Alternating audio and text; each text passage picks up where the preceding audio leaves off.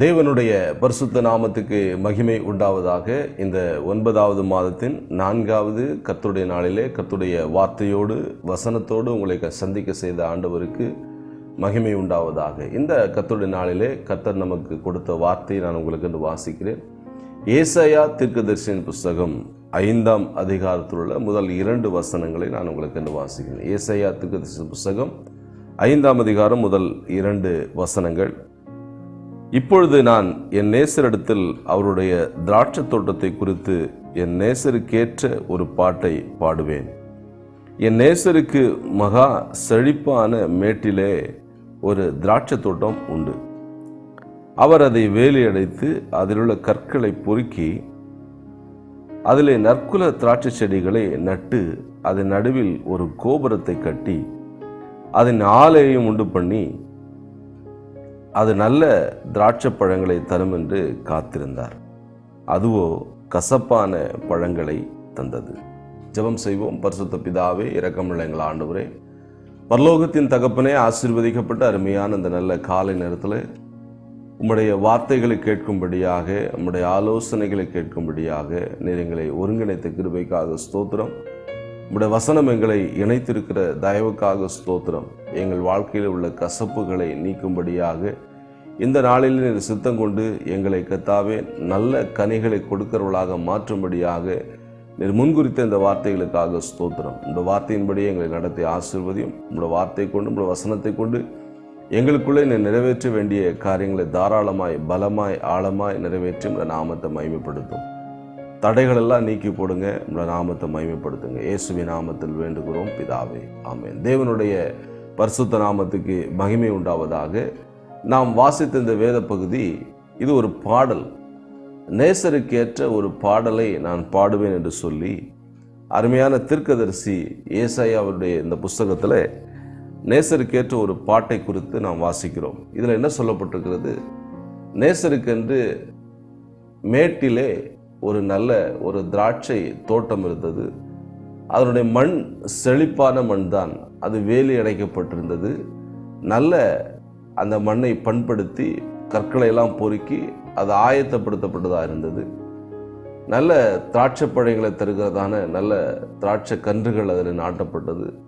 அதற்கு தாராளமாக நீர் பாய்ச்சப்பட்டது. மேலே ஒரு கோபுரத்தை அதில் கட்டி அமைக்கப்பட்டிருந்தார்கள். அது நல்ல திராட்சை பழங்களை தரும் என்று காத்திருந்தார்கள். ஆனால் அது கசப்பான பழங்களை தந்தது என்று இந்த வேத பகுதியில் நாம் வாசிக்கிறோம். பிரியமானவர்களே, எல்லாம் செய்ய வேண்டிய எல்லா நன்மையான காரியங்களையும் ஆண்டவர் அந்த தோட்டத்துக்கு செய்திருந்தார். ஆனால் நேசருடைய எதிர்பார்ப்பு அங்கே நிறைவேற்றப்படவில்லை. நம்முடைய வாழ்க்கையிலும் கர்த்தர் நம்முடைய எல்லா தேவைகளையும் சந்தித்து நம்மை நல்ல ஒரு சபையில நாட்டி வைத்திருக்கிறார். தெய்வீக பாதுகாப்பை கர்த்தர் நமக்கு கொடுத்திருக்கிறார். ஆண்டவர் நமக்கு செய்ய வேண்டிய எல்லா காரியத்தையும் செய்திருக்கிறார். ஆனால் ஆண்டவர் நம்மிடத்தில் எதிர்பார்க்கிற கனி நல்ல கனியாக இருக்கிறதா? கனி கொடாத மரத்தை கர்த்தர் வெட்டி போடுவார். நாம் கனி கொடுக்கிறோம், ஆனால் நம்முடைய கனி நம்மளிருந்து வெளிப்படுவது எப்படிப்பட்ட கனியாக இருக்கிறது? அது நேசருக்கேற்ற இனிப்பான கனியாக, நல்ல கனியாக இருக்கிறதா? அல்லது கசப்பான கனிகளை நாம் வெளிப்படுத்தி கொண்டிருக்கிறோமா? இந்த காலவேளையில் நம்முடைய வாழ்க்கையில் எப்படிப்பட்ட கனிகள் வெளிப்படுகிறது? அதை நாம் எப்படி சரி செய்ய வேண்டும்? தேவனுக்கு உகந்த பாத்திரமாக நாம் எப்படி மாற்றப்பட வேண்டும் என்பதுதான் இந்த காலவேளை ஆவியானவர் நமக்கு சொல்கிறார். யோவான் 15ஆம் அதிகாரம் 2வது வசனத்தில் சொல்லப்பட்டிருக்கு, கனி கொடாத மரமெல்லாம், கனி கொடாத கொடியை அவர் அறுத்து போடுகிறார் என்று வேதத்தில் வாசிக்கிறோம். லூக்கா சுவிசேஷம் 3ஆம் அதிகாரம் 9வது வசனத்தில் கோடாரியானது மரத்தின் வேர் அருகே வைக்கப்பட்டிருக்குது. நல்ல கனி கொடாத மரத்தெல்லாம் அவர் வெட்டி போடுவார் என்று வாசிக்கிறோம். இந்த நல்ல அழகான தோட்டத்தை ஆண்டவர் தனக்கென்று ஆயத்தப்படுத்தி வைத்திருந்தார். அதிலே ஒரு கோபுரத்தையும் கட்டி வைத்திருந்தார். அதிலே ஒரு ஆலையும் ஆண்டவர் உண்டு பண்ணி வைத்திருந்தார். இப்படி சகலவற்றையும் அந்த தோட்டத்துக்கு செய்து முடித்தார். இன்னும் என்ன செய்ய வேண்டும் என்று ஆண்டவர் கேட்கிறார். ஆனால் அந்த தோட்டத்திலே எதிர்பார்ப்பு நிறைவேற்றப்படவில்லை. அது கசப்பான பழங்களை கொடுத்தது. எல்லா நன்மையும் அனுபவித்த அந்த தோட்டத்தின் திராட்சை கொடிகள் கசப்பான பழங்களை தந்ததுக்கு காரணம் என்ன? எங்கே இந்த கசப்பு கலந்திருந்தது? எப்படி இந்த கசப்பு உள்ளே போனது? நல்ல பழங்களை தர வேண்டிய திராட்சை செடி, திராட்சை கொடிகள் ஏன் கசப்பான பழங்களை கொடுத்தது? இதுதான் இந்த காலவெளியில் கர்த்தர் நம்ம முன்பாக வைக்கிற முக்கியமான கேள்வி. ஆண்டவர் நமக்கு எல்லா நன்மையும் கொடுத்திருக்கிறார். ஒரு குறைவில்லாமல் கர்த்தர் நம்மை நடத்துகிறார். நம்முடைய வாழ்க்கையில கர்த்தர் எல்லா நன்மைகளும் நிறைவாக கொடுக்கிறார். ஆனால் ஆண்டவருக்கு இருக்கிற முக்கியமான கேள்வி, நீ ஏன் கசப்பான பழங்களை எனக்கு கொடுக்கிறாய்? உன்னுடைய வாழ்க்கையில கசப்புகள் எப்படி கலந்தது? எப்படி உன்னிலிருந்து கசப்பு வெளியாகிறது என்று ஆண்டவர் இந்த காலவெளியில் கேள்வி கேட்கிறார். ஆண்டவர் தொடர்ந்து நாம் கசப்பான கனிகளை கொடுத்தால் நமக்கு என்ன செய்ய போகிறார் என்பதையும் இந்த வேத பகுதி நமக்கு எச்சரிக்கிறது. நான் அந்த அடைப்புகளை தகர்த்து போடுவேன், மேகங்களுக்கு அதன் மேல் மழை பெய்யாதபடி கட்டளையிடுவேன், அதை கிளை நறுக்க மாட்டேன், களை பிடுங்க மாட்டேன், அது மேய்ந்து போடப்படும், அது காட்டு மிருகங்களால் மிதியுண்டு போகும் என்று ஆண்டவர் எச்சரிக்கிறார். பிரியமானவர்களே, நாம் அப்படிப்பட்ட அவல நிலைக்கு போய்விடாதபடி இந்த காலவெளியில் பரிசுத்த ஆவி நமக்கு கொடுக்கிற எச்சரிப்பின் சத்தம், நம்மிலே உள்ள கசப்புகள் அகற்றப்பட வேண்டும். நாம் நல்ல கனிகளை கொடுக்கிறவர்களாக மாற வேண்டும். ஆவியின் கனியை குறித்து நாம் எல்லாரும் அறிந்திருக்கிறோம். கலாத்தியரின் நிருபத்திலே 5ஆம் அதிகாரம் 22 மற்றும் 23 வசனங்களே ஆவியின் கனியின் 9 விதமான விதங்களை நாம் வாசித்திருக்கிறோம், அறிந்திருக்கிறோம். நம்மில் இப்படிப்பட்ட கனிகள் வெளிப்பட வேண்டும் என்று ஆண்டவராகிய தேவன் விரும்புகிறார். இந்த காலவெளியிலே கசப்புகள் எங்கே கலந்தது, அந்த கசப்புகளை அகற்ற என்ன செய்ய வேண்டும் என்பதுதான் இந்த காலவெளியில் ஆண்டவர் கொடுக்கிற முக்கியமான செய்தி. முதலாவது காரியம், கசப்பு எங்கே நம்ம இடத்துல கலந்தது? எபிரேயருக்கு எழுதின நிருபத்தில் 12ஆம் அதிகாரத்தில் உள்ள 15வது வசனத்தை நான் உங்களுக்கு வாசிக்கிறேன். அப்போஸ்தலனாகிய பவுல் எபிரேயருக்கு எழுதின 12வது நிருபத்தில் 12ஆம் அதிகாரத்தில் உள்ள 15வது வசனத்தை நான் உங்களுக்கு வாசிக்கிறேன். ஒருவனும் தேவனுடைய கிருபையை இழந்து போகாதபடிக்கு யாதொரு கசப்பான வேர் முளை தெழும்பி கலகம் உண்டாக்குறதுனாலே அநேகர் தீட்டுப்படாதபடிக்கும். கசப்பு எங்கே கலந்தது? வேரிலே கசப்பு கலந்திருக்கிறது. கசப்பான வேர் முளை தெழும்பும் போது அது கிருபையை இழக்க செய்து விடுகிறது. வேர் என்பது வெளியே தெரிகிற ஒரு பகுதி அல்ல. செடியினுடைய அடிப்பகுதியிலே மண்ணுக்குள்ளே மறைந்திருக்கிறதான முக்கியமான ஒரு பகுதி தான் இந்த வேர் பகுதி. வேர் மரம் செடிகள் கீழே விழாத அளவுக்கு அது தாங்கி பிடிக்கிறது. வேர் என்பது மண்ணில் உள்ள சத்துக்களை உறிந்து அது கிளைகளுக்கு கடத்துகிற ஒரு முக்கியமான ஒரு பணியை செய்கிறது. வேர் மறைந்திருந்து செடியின் ஆரோக்கியத்துக்காக, வளர்ச்சிக்காக மிகவும் உதவுகிறது. கனி கொடுப்பதிலே வேர் மிகவும் தன்னுடைய முக்கிய பங்கு ஆற்றுகிறது. இந்த வேரிலே கசப்பு கலந்தது. நம்முடைய வாழ்க்கையில மறைந்திருக்கிற ஜீவியம் உண்டு, அந்தரங்க ஜீவியம். அந்தரங்க ஜீவியத்திலே கசப்பு என்கிறதான பாவம் கலக்கும் பொழுது நம்மளது வெளிப்படுகிற கனிகள் கசப்பு நிறைந்ததாக இருக்கும். பார்க்க கனிகள் நன்றாக இருக்கும், ஆனால் ருசிக்கும் போது அதிலே கசப்பு தென்பட்டால் அதை தூக்கி எறிந்து விடுவார்கள். பிரியமானவர்களே, இந்த காலவெளியில் நம்முடைய வாழ்க்கையிலே அந்தரங்க ஜீவியத்திலே கசப்பு கலந்திருக்கிறதா? நம்முடைய பரிசுத்த வாழ்க்கையிலே கசப்பு கலந்திருக்கிறதா? அந்தரங்க ஜீவியம் கர்த்தரோடு எப்படி ஆரோக்கியமாக இருக்கிறது என்பதை நாம் பரிசோதித்து பார்க்க வேண்டிய முக்கியமான கட்டத்துக்குள்ளே கர்த்தருடைய ஆவியானவர் நம்மை கொண்டு வந்திருக்கிறார். எச்சரிப்பாக இந்த வார்த்தைகளை சொல்லுகிறார். அழிவுக்கு நாம் ஆயத்தமாகி விடாதபடி நாம் மீட்புக்குரியவர்கள், நாம் பரலோக ராஜ்யம் போய் சேர வேண்டியவர்கள் என்பதை நாம் நினைவில் வைத்து கசப்புகளை நம்மை விட்டு நீக்கும்படியாக ஆவியானவர் உணர்த்துகிறார். கசப்பு எங்கே கலந்திருந்தது? வேரிலே கலந்திருந்தது. வெளித்தோற்றம் அருமையாக இருக்கும், செடி செழிப்பாக இருக்கும், இருக்கிற இடம் செழிப்பான இடம், வேலி அடைக்கப்பட்டிருக்கிறது. ஆனால் அதுக்குள்ளே வெளியாகிறது கசப்பான காரியங்கள். சிம்சோன் மிகப்பெரிய பலசாலி. அவன் மேலே நஸ்ரேய விரதம் இருந்தது. 300 நரிகளை பிடித்து வாளோடு வாளாக கட்டி நடுவில் தீப்பந்தத்தை வைத்து பெலிஸ்தரை வெல்லாமை அழித்து போட்டவன். வாசல் நிலைக்கால்களை பேரோடு அப்படியே பிடுங்கி கொண்டு போனவன். ஒரு கழுதையின் தாடை எலும்பினாலே 1000 பேரை கொண்டு போட்டவன். மிகப்பெரிய பலசாலி, மிகப்பெரிய நியாயாதிபதி தான் சிம்சோன். ஆனால் அந்தரங்க வாழ்க்கையிலே உலகத்தோடு உள்ள சிநேகம், தெளிலாளோடு உள்ள சிநேகத்தினாலே அவன் எல்லாவற்றையும் இழந்தான். கண்கள் பறிபோனது, வேடிக்கை பொருளானான். பிரியமானவர்களே, கண்ணுக்கு பிரியமானதுக்கு அவன் இடம் கொடுத்ததுனால கண்கள் பறிபோயின. இந்த காலவெளியில் அந்தரங்க ஜீவியத்தில் நாம் பரிசுத்தத்தை கோட்டை விட்டோமா? நாம் யோசித்து பார்க்க வேண்டிய முக்கியமான கட்டத்தில் இருக்கிறோம். நம்மளிருந்து வெளியாவது கசப்பான காரியங்களாக இருந்தால் கர்த்தருக்கு அது கோபத்தை உண்டு பண்ணும். தேவன் நம்மை பாதுகாக்கிறார், ஆதரிக்கிறார், போஷிக்கிறார், காப்பாற்றுகிறார். ஒவ்வொரு நாளும் நம்மை பாதுகாத்து நடத்துகிறார். தேவனுக்கு நாம் கசப்புகளை கொடுத்தால் அவர் கடும் கோபம் கொள்வார் என்பதை நாம் மனதில் வைத்திருக்க வேண்டும். கண்களுக்கு பிரியமானதுக்கு, உலகத்தின் காரியங்களுக்கு, கண்களின் இச்சைகளுக்கு நாம் இடம் கொடுத்தோம் என்று சொன்னால் அது நம்முடைய வாழ்க்கையில் மறைவான ஜீவியத்தில் கசப்பை கலக்க பண்ணும். நம்முடைய வாழ்க்கையில் கசப்பு கலக்கும் பொழுது கூடவே வேதனைகள் வரும். நாம் வேடிக்கை பொருளாய் மாறிவிடுவோம் என்கிற எச்சரிப்பின் சத்தத்தை இந்த காலவெளியில் பரிசுத்த ஆவியானவர் தொனிக்க செய்கிறார். யுத்தத்துக்கு போக வேண்டிய தாவீது 2 சாமுவேல் 11ஆம் அதிகாரத்தில் உள்ள 2வது வசனத்தில் யுத்தம் செய்ய வேண்டிய காலத்திலே அவன் உப்பரிக்கின் மேலே உலாத்தி கொண்டிருந்தான். கர்த்தர் கொடுத்த ஆசீர்வாதத்தின் மேலே உலாத்தி கொண்டிருந்தான். கர்த்தர் கொடுத்த அரண்மனையின் மேலே அவன் உலா வந்து கொண்டிருந்தான். அவன் பார்க்க தகாததை பார்த்தான்.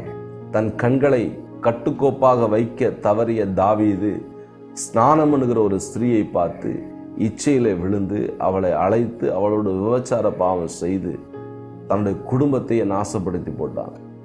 அதனாலே அவனுடைய சந்தித்த விளைவுகள் மிக மிக பெரிய விளைவுகள்.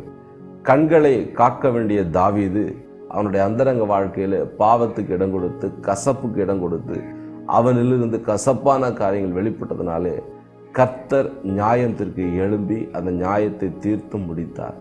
பிரியமானவர்களே, கர்த்தர் நம்முடைய குடும்பத்தில் நியாயம் தீர்ப்ப எழும்புவதற்கு முன்பதாக கர்த்தர் கொடுக்கிற எச்சரிப்பின் சத்தம் தான் இது. நம்முடைய வாழ்க்கையிலே அந்தரங்க ஜீவியத்தில் கசப்பு கலந்துவிட நாம் இடம் கொடுக்கவே கூடாது. ரூத்தின் சரித்திரத்தில் 1ஆம் அதிகாரம் 20வது வசனத்தில் நகோமி சொல்லுகிறார், சர்வ வல்லவர் எனக்கு மிகுந்த கசப்பை கட்டளையிட்டார். அநேகருடைய வாழ்க்கையில் கசப்பு கலந்து விட்டது. அந்த கசப்பு கலந்தனால அதுக்குரிய மிகப்பெரிய பாதிப்பு எல்லாவற்றும் இழந்தாள் இந்த நகோமி. தன்னுடைய கணவனை இழந்தாள், தன்னுடைய 2 மகன்களை இழந்தாள். ஒரே மருமகளோடு கசப்புகள் நிறைந்தவளாய் மீண்டும் பெத்லகேமுக்குள்ளே வருகிறாள். ஏன் இந்த கசப்பான அனுபவம், கசப்பான வாழ்க்கை கசந்து போனதுக்கு காரணம் என்ன? செழிப்பை நோக்கி கடந்து போறதுனால, பஞ்சத்தை தவிர்க்கும்படியாக கர்த்தர் நம்மை வைத்த இடத்துல பஞ்சம் வந்ததுன்னு சொன்னால் அது கர்த்தரே நமக்கு அனுமதித்தது. கர்த்தர் அனுமதித்து நாம் சந்தோஷமாக ஏற்றுக்கொள்ளும் போது நிச்சயமாக சூழ்நிலை கர்த்தர் மாற்றுவார். தேவன் அனுமதித்த காரியத்திலிருந்து நாம் எஸ்கேப் ஆக விரும்பினால் அதனால விளைவுகள் மிக மிக கடுமையாக இருக்கும். கர்த்தர் தீமையை நன்மையாக மாற்றுகிற ஆண்டவர். நிச்சயமாக நம்முடைய வாழ்க்கையிலே கசப்பான காரியங்களை இனிப்பாக அவர் மாற்றுவார். நாம் கசப்புக்கு இடம் கொடுத்து விடக்கூடாது, பாவத்துக்கு இடம் கொடுத்து விடக்கூடாது. நம்முடைய வாழ்க்கையில் பாவத்தினால் ஏற்படுகிற தாக்கத்தை நாம் பொறுத்து கொள்ள முடியாது, அதை சகிக்க முடியாது. ஆண்டவர் அப்படிப்பட்ட காரியங்களுக்குள்ளே நம்மை கொண்டு போக விரும்பாமல் இந்த காலவெளியில் எச்சரிப்பின் சத்தமாக அந்தரங்க ஜீவியத்தில் உள்ள கசப்புகளை அகற்றும்படியாக கர்த்தர் நமக்கு எச்சரிக்கிறார். முதலாவது, அந்தரங்க வாழ்க்கையில் உள்ள கசப்புகளை நாம் அகற்ற வேண்டும். கசப்பு பரவுகிற முதலாவது இடம் அந்தரங்க ஜீவியம். இரண்டாவதாக, கசப்பு எங்கே பரவுகிறது? யாக்கோபுக்கு எழுதின நிருபத்தில் 3ஆம் அதிகாரத்தில் உள்ள 14வது வசனத்தை நான் உங்களுக்கு வாசிக்கிறேன். யாக்கோபின் நிருபம் 3ஆம் அதிகாரம் 14வது வசனத்தில் இப்படியாக சொல்லப்படுகிறது, உங்கள் இருதயத்திலே கசப்பான வைராக்கியத்தையும் விரோதத்தையும் வைத்தீர்களானால் நீங்கள் பெருமை பாராட்டாதிருங்கள், சத்தியத்திற்கு விரோதமாய் பொய் சொல்லாமலும் இருங்கள். இரண்டாவது, கசப்பு பரவுகிற இடம் இருதயம். இருதயத்திலே கசப்பு பரவி விடாமல் இருக்க நாம் கவனமாக இருக்க வேண்டும். இருதயம் மகா கேடுள்ளதும் திருக்குள்ளதுமாக இருக்குது, அது அறியத்தக்கவன் யார் என்று வேதத்தில் வாசிக்கிறோம். சுத்த இருதயத்தை நிலை சிருஷ்டியும் நிலைவரமான ஆவியின் உள்ளத்தில் புதுப்பியும் என்று தாவீது சங்கீதம் 51ஆம் சங்கீதத்தில் ஜெபிக்கிறார். பிரியமானவர்களே, பாவத்தில் இருந்த நம்மை மீட்டு கொண்டு ஆண்டவர் சுத்த இருதயத்தை கொடுத்திருக்கிறார், நிலைவரமான ஆவியை கொடுத்திருக்கிறார்.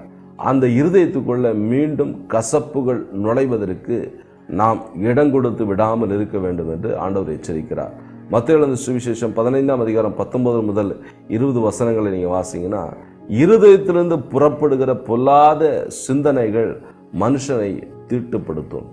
நம்முடைய இருதயத்தில் பொல்லாத காரியங்கள் புறப்படும் என்று ஆண்டவர் எச்சரிக்கிறார். அப்படி என்று சொன்னால் இருதயம் மாற்றப்பட வேண்டும். ஆண்டவராகிய தேவன் சொல்றார், நான் உங்களுக்கு கல்லான இருதயத்தை நீக்கி சதையான இருதயத்தை நான் உங்களுக்கு கொடுப்பேன். ஆண்டவர்கிட்ட நல்ல இருதயத்தை நாம் கேட்டு வாங்கி கொள்ள வேண்டும். கர்த்தர் கொடுத்த பரிசுத்தமான இருதயத்தை நாம் எல்லா காவலோடும் காத்துக்கொள்ள நாம் கடமைப்பட்டிருக்கிறோம். நீதிமொழிகளின் புஸ்தகத்தில் 4ஆம் அதிகாரத்தில் நாம் வாசிக்கிறோம், எல்லா காவலோடும் உன் இருதயத்தை காத்துக்கொள், அதனிடத்திலிருந்து ஜீவ ஊற்று புறப்படும். நீதிமொழிகள் 4ஆம் அதிகாரம் 23வது வசனம். பிரியமானவர்களே, நம்முடைய இருதயம் காக்கப்பட வேண்டும். இந்த இருதயம் வசனத்தினாலே காக்கப்பட வேண்டும். சங்கீதங்கள் புஸ்தகம் 119ஆம் சங்கீதம் 9ஆம் வசனம், வாலிபன் தன் வழி எதனால் சுத்தம் பண்ணுவான்? நம்முடைய வசனத்தின்படி தன்னை காத்து கொள்வதனால் தானே. வசனம்தான் நமக்கு பாதுகாப்பு. வசனத்துக்கு கீழ்ப்படுகிற மனது நமக்கு வேண்டும். வசனத்தை நேர்த்தியாக வாசித்து அது இருதயமாகிய பலகைகளை எழுதி கொண்டு அந்த வசனத்துக்கு 100% யார் கீழ்ப்படுகிறார்களோ அவருடைய இருதயம் பாதுகாக்கப்படும். அதிலே கசப்பு கலப்பதற்கு வாய்ப்பே இல்லை.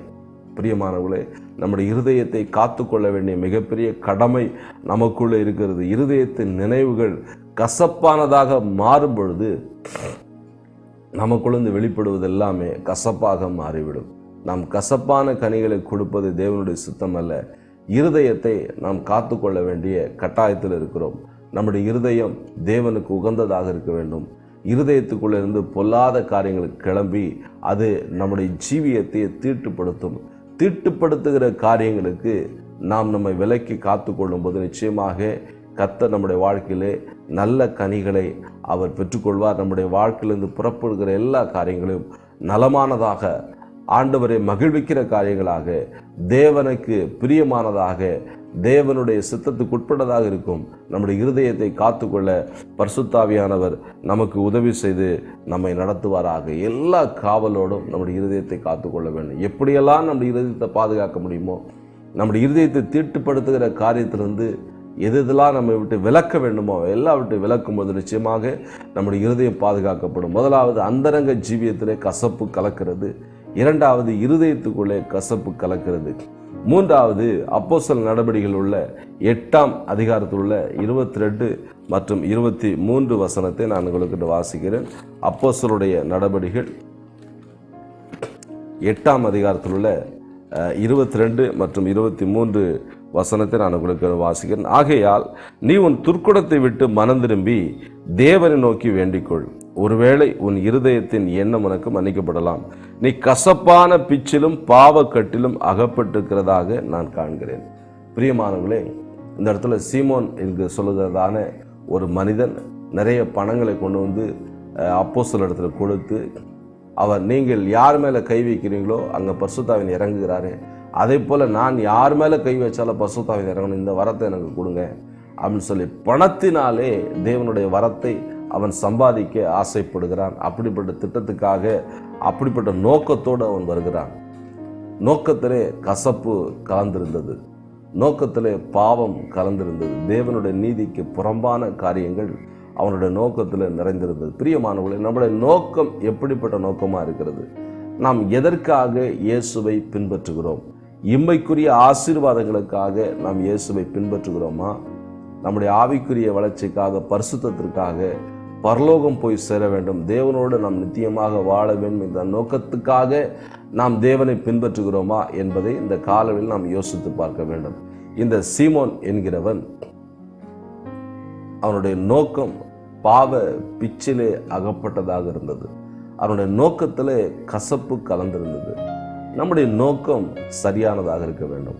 நம்முடைய நோக்கம் தேவனுடைய சித்தத்துக்கு உட்பட்டதாக இருக்க வேண்டும். தேவனுடைய திட்டத்துக்கு உட்பட்டதாக இருக்க வேண்டும். நம்முடைய நோக்கமெல்லாம் இந்த உலகத்துக்குரிய காரியங்களாக, இந்த உலகத்தின் ஆசாபாசங்களை பின்பற்றுகிறதாக, இம்மைக்குரிய வாழ்வுக்காக நாம் ஆண்டவரை பின்பற்றுகிறவர்களாக இருந்தால் நம்மை போல பரிதவிக்கப்பட்டவர்கள் யாருமே இல்லை என்று அப்போஸ்தலனாகிய பவுல் எச்சரிக்கிறார். பிரியமானவர்களே, நம்முடைய நோக்கம் தேவனுடைய சித்தத்துக்கு உட்பட்டதாக இருக்க வேண்டும். நம்முடைய நோக்கத்தில் கர்த்தர் பிரியப்பட வேண்டும். நம்முடைய நோக்கம் இப்படிப்பட்டதான ஒரு திருக்கு முறுக்கான காரியங்களுக்குள்ளதாக நம்முடைய நோக்கம் அமைந்து விடக்கூடாது. நம்முடைய நோக்கத்திலே பரிசுத்தத்தை காத்துக்கொள்ள கர்த்தர் நமக்கு உதவி செய்வாராக. துர்க்குணம், பிறவி குணம், இந்த ஜென்ம சுவாபத்தில் கசப்பு கலந்திருக்கும்.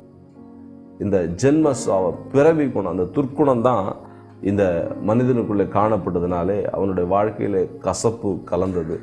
அவன் கசப்பான எண்ணத்தோடு, ஒரு தீமையான நோக்கத்தோடு அவன் சீஷர்களை பின்பற்றினான்.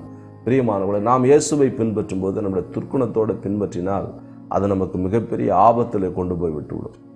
இயேசு கிறிஸ்துடைய சீஷர்களில் ஒரே ஒரு மனிதன் துர்க்குணத்தோடு, பழைய ஜென்ம சுவாபத்தோடு ஊழியம் செய்தான். ஜென்ம சுவாபத்தோடு இயேசுவை பின்பற்றினான். அவனுடைய முடிவை நம் வேதத்தில் பார்க்கும்போது மிக பரிதாபமான ஒரு முடிவு. தற்கொலை செய்து கொண்டு அவன் தன்னை மாய்த்து கொண்டான். பிரியமானவர்களே, நம்முடைய முடிவு அப்படி இருக்கக்கூடாது. நம்முடைய முடிவு சமாதானமாக இருக்க வேணும். நம்முடைய துர்க்குணத்தை நம்ம விட்டு நீக்க வேண்டும். ஜென்ம சுவாபத்தை நம்ம விட்டு நீக்கினால் மட்டும்தான் நம்முடைய நோக்கம் சரியானதாக மாறும். ஆண்டவருடைய கரத்தில் நம்ம ஒப்பு கொடுக்கலாம். ஆண்டவரே, என்னுடைய நோக்கம் சரியானதாக இருக்கணும். ஆண்டவரே, என்னுடைய வாழ்க்கையினுடைய ஓட்டத்தினுடைய நோக்கம் அது உமக்கு உகந்ததாக இருக்க வேண்டும் ஆண்டவரேன்னு சொல்லி கர்த்தருடைய கரத்தில் ஒப்பு கொடுப்போம். கசப்பு எங்கே கலந்தது? நம்முடைய வாழ்க்கையில் கசப்பு கலந்த இடம் எது? நம்முடைய அந்தரங்க ஜீவியம். அந்தரங்க ஜீவியத்தில் கசப்பு கலந்து விடாதபடி நாம் எச்சரிக்கையாக இருக்க வேண்டும். இரண்டாவது, நம்முடைய இருதயத்தில் கசப்புகள் கலந்து விடாதபடி நாம் கவனமாக இருக்க வேண்டும். கடைசியாக, நம்முடைய நோக்கத்தில் கசப்பு கலந்து விடாதபடி எச்சரிக்கையாக இருக்க வேண்டும். ஆண்டவராக இயேசு கிறிஸ்து, நம்முடைய இரட்சகராக இயேசு, சிலுவை பாதைகளிலே அவர் கசப்பான அனுபவங்களை சந்தித்தார். அந்த கசப்பான அந்த பாத்திரத்தில் அவர் பானம் பண்ணினார். ஆண்டவரே, இந்த பாத்திரம் என்னை விட்டு நீங்க கூடுமானால் நீங்கட்டும், ஆகிலும் என்னுடைய சித்தத்தின்படியில் உங்களுடைய சித்தத்தின்படி ஆகிறது என்று ஜெபித்தார். பிதாவாகிய தேவன் அந்த பாத்திரத்தை அவர் விட்டு நீக்கவே இல்லை. ஆண்டவராக இயேசு உங்களுக்காக, எனக்காக அவர் அந்த கசப்பான சிலுவையை சுமந்து கொண்டார். எதற்காக? நம்முடைய வாழ்க்கை இனிப்பாக மாற வேண்டும் என்று சொல்லி. ஆண்டவரை போல, இயேசுவை போல கர்த்தர் அனுமதிக்கிற காரியங்களை, அந்த சுமைகளை, சிலுவையை நாம் சுமக்கும் பொழுது நிச்சயமாக உங்களுக்குள்ள ஏற்கனவே இருக்கிற அந்த துன்பமான காரியங்கள், கசப்பான காரியங்கள் மாறி உங்கள் வாழ்க்கை இன்பமாக மாற இந்த காலவெளியில் ஆவே நமக்கு ஆலோசனையாக சொல்கிறார். கசப்புகள் கலந்த இடங்களை குறித்து நாம் கேட்டிருக்கிறோம். மீண்டும் அதே இடங்களில் கசப்பு கலந்து விடாதபடி, நம்மிலிருந்து வெளிப்படுகிற கனிகள் கசப்பானதாய் மாறிவிடாதபடி இருக்க கர்த்தருடைய ஆவி நம்ம உதவி செய்வாராக நான் உங்களுக்கு ஆட்சேபிக்கிறேன். பரிசுத்த பிதாவே, இரக்கமுள்ள ஆண்டவரே, பரலோகத்தின் தகப்பனே, ஆசீர்வதிக்கப்பட்ட அருமையான இந்த நல்ல காலை வேளையில நம்முடைய திருவாய் மொழிகளை கேட்க எனக்கு கிருபை கொடுத்தபடியால் ஸ்தோத்திரம். எங்களுடைய வாழ்க்கையில் இருந்து கசப்பான கனிகள் ஆண்டவர் வெளிப்படாதபடி, ஆண்டவரே தகப்பனை எதிர்பார்க்கிற நல்ல கனிகளை கொடுக்கிறவர்களாக எங்களை மாற எங்களுக்கு உதவி செய்யும்.